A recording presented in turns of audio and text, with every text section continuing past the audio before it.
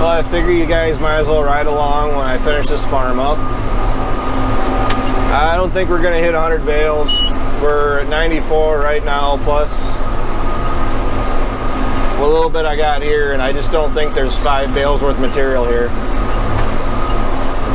So really close to 100, which is better than I was really expecting when we started this out. For the amount this stuff has gotten rained on, I was thinking it was going to be more around 80. These are 5x5 round bales that everything that came out of this baler last year averaged right at 1,600 pounds a bale. And this material, believe it or not, is actually fairly dry. It laid on the ground for 5 days in a windrow. I tedded it twice, 2 days in a row. Dad and I came down, and that's probably what you guys are wondering where it went. Dad and I came down with the rakes, the 4020 and that New Holland 258. And I came down with this and the Rhino wheel rake. And the reason that we ended up doing that, I'm glad we ended up doing it anyway, but some of this material and parts of this farm, the amount of material is varying. And no, I don't have to shut the PTO off. It's just because I'm distracted talking to you. The wheel rake was actually able to sweep up some of that lighter material and actually make a windrow out of it, as opposed to trying to hit it with that New Holland. Dad actually ended up raking the heaviest stuff on the farm with that New Holland rake, and it did really good up until the last 300 feet, and we lost two. We lost one, we didn't lose two. One of the nuts that hold on those new bars we put on, that hold all the teeth, or that have all the teeth bolted into it, that they backed out. We lost one and the other one was loose. Didn't damage anything, we were lucky there. But Dad just went back home and I just finished up. It allowed us to get done raking right around 3 o'clock. And I was not planning on baling anything yesterday, and I ended up baling 65 bales. So I actually got a lot of the heavy, easy running baling done last night, which is good because they're calling for that remnants of the tropical storm coming up tomorrow. Sometime around noon, I guess, is when they're calling for it. And the plan is to go through, as soon as I shut the baler off, I'm gonna jump in the Bobcat and I'm gonna start picking up some of these bales. This farm in particular, this is down the valley. This has one unique trait that none of our other farms have, and this has the steepest and the levelest ground that we run. The bottom is, generally flat. That field over there, that's actually fairly flat in itself. It doesn't drain very well at all. But I still was able to get 1, 2, 3, 4, 5, 6, 7, 8 bales out of it, which 8 bales is a load. A lot of this stuff, because it's been rained on, twice really heavy? No, 3 times really heavy, or heavy enough. And then once it basically had a nice little sprinkle on it. This stuff actually looks a lot better than I thought it would. You wrap it up, and it really doesn't look all that much different than hay that's been left to lay and been bleached out by the sun. So the plan is, that dreaded P word, this material is almost certainly going to end up as cow feed for my own cows, because I need approximately 130 to 150 bales to go 365 days. But here's the catch. I have 25 bales that are over by the buildings yet from last year. The same material that looks kind of meh. See, I start talking to you guys, I get distracted, I quit turning my applicator on and off. I have enough feed over there at the rate the cows are currently going through it to last me into July. Well, if that's the case, if I only really need enough feed to make it to about May, whoops, 130, 150 bales of new crop might be kind of high. But it all depends on if I buy some more, and you know, everybody knows those numbers. And I might, the amount of material that I'm able to produce, the amount of bales that I'll have, the amount of feed that I'll have available. I don't know, if I'm just going to feed them year round, which is what it's kind of leaning towards anymore, maybe I will go that route. So the stuff isn't exactly the driest, but it's not super wet either. I went through and I checked it, and it came out anywhere from 9% to 19%. And according to the manual that I read that came with my moisture tester, it says do not average out the numbers that you get. You're supposed to go through, test it 5 times, take 5 different tests, and then use the highest moisture. Don't just average it out. Say if it's, you get 4 that are 13, 12, 13, then you get 1 that's 19. You go with the moisture in the bale is 19, which makes sense to me. Everything is getting treated, even though I'm planning on feeding it for my own cows, and if it does get a little ragged, who cares, blah, blah, blah. I don't want to deliberately feed junk bales to my cattle, so I mean, the preservative tank is on this baler. I bought it for this farm in particular. This ground is why I have that hay preservative applicator on this baler, just because I'm going to be making a lot of feed down here. I mean, we're at 96, so with what's left, 97, maybe 98 bales for what I cut is pretty significant. Last year it was new seeding, and I do believe they made it with a 4x5 baler instead of a 5x6. So the bales were smaller. They did wrap all the new seeding up. And new seeding doesn't typically yield as well as grass after that first year of being seeded. I believe they got 78 bales off of the field, this and that. I know for a fact they didn't cut everything that I cut when I made this. I mean, like that little patch right there, that hillside, I hit it with a brush cutter last fall. Cleaned it up because I knew that I had every intentions of making it. Second cut, I ended up making second cut. The second cut new seeding on all this, that ran right around, what did that run?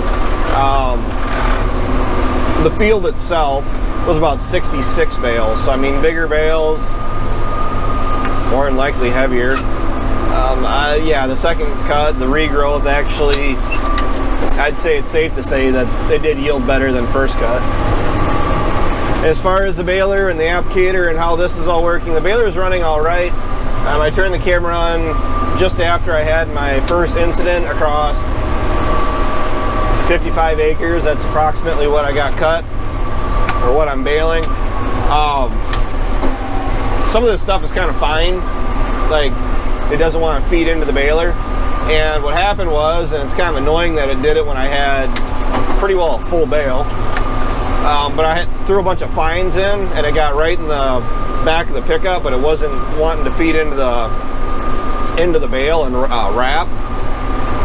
And it actually ended up locking up the baler through the slip clutch, and I had to dump it out because that's the only cure for that, and go through and clean everything out. There's a lot of chaff, there's a lot of dust and dirt that's built up around the sides of the baler. I'm going to go through and hose it, or hit it with the air hose, get all the dirt and dust and all that off. And then because of this liquid I'm putting on, it does have quite a bit of dirt buildup. So my plans are, after I get done blowing it out with the air hose and getting it all cleaned up, I'm going to go through with some hot water and I'm going to hose off all that material that is just hanging in there. And if I can't get a full bale, which it looks like I might not, I'm not going to wrap a part of a bale. I'm actually just going to haul it home back into my cows and into the cow lot. My cows can chew on it. This is grass. I think it makes nice material. The field that is grass and clover, yeah. Like I said, it made feed. The bales don't look bad compared to what I was worried they were gonna look like. I don't like clover. Like you said, you can't get it dry. It makes good cow feed, but I don't make baleage. I don't want to make baleage. I don't want to chop it. I'm trying to make quality feed, because if you guys remember the numbers from the beginning of the video, I don't need all of this material I'm planning on making. As a matter of fact, the number that I was aiming to produce throughout this year across everything I'm going to have, if I'm able to get everything made that I'm in the manner I'm planning on making it, plus I gotta get down here, the sprayer needs some work. I might, if I can't get the parts for the sprayer, I might just go ahead and get some dry fertilizer from Andrew, our agronomist, and then just go ahead and hit it with some dry fertilizer. There's enough moisture in the ground right now, and there's plenty of moisture in the forecast.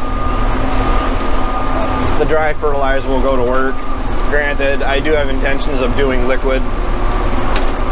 I just have to be able to do it. And we did the test run on the sprayer, and I had to address a few issues. So I was aiming for 600 bales produced this year total, and I'm already at 96. I have to make the bottom yet. That's good for 150 to 200. And then second, potentially third cut. As long as the weather doesn't hurt me, I really should be able to smash that 600 number pretty hard. And maybe 800. That might be a little bit more of a realistic number. Just figure for 800 bales. And tonnage for what I can sell it for, if I can get it sold. I think my biggest issue is really just going to be finding a place to put it. I have room in the buildings here for approximately 200 bales, plus another 25 to 50 bales back at the house. But it's been a while since I've stacked any bales in there, so I'm not really super confident in how many I can get in there. Well, I think 50 is actually, yeah, 50 should be all right, because last time I stacked it in the shed, I got 26, and I'm planning on putting it in the lean-to, so I mean, it might take a nice run at 50. I'm not sure.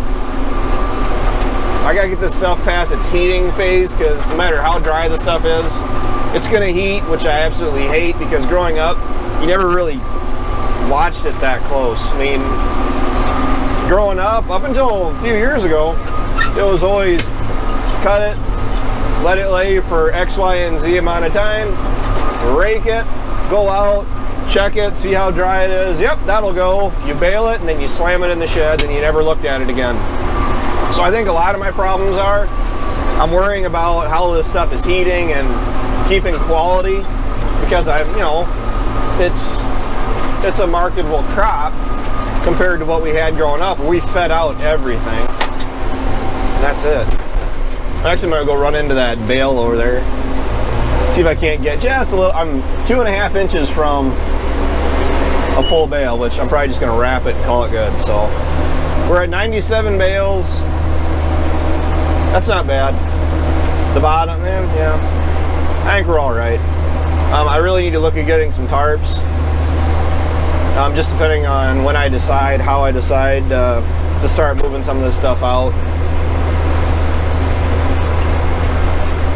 I don't know. I'll probably be talking to you guys about it more later on.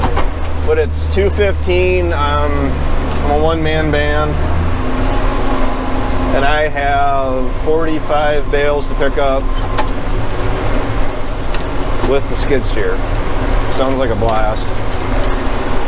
But then I'm actually going to load up at least a load of these bales from last year, get these cleaned up. I got a bunch of concrete I can stack some hay on, so I'm going to get creative with that.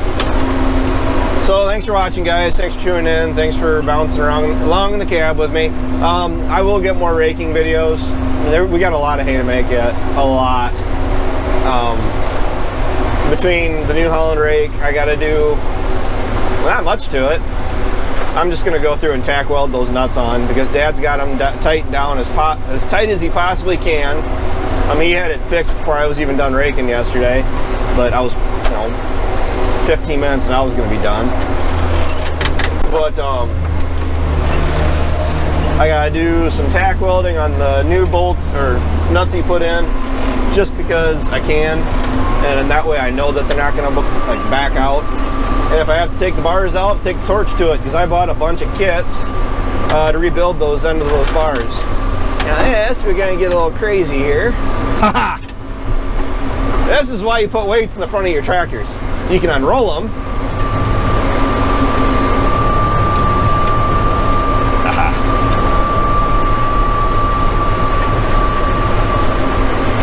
Whoops.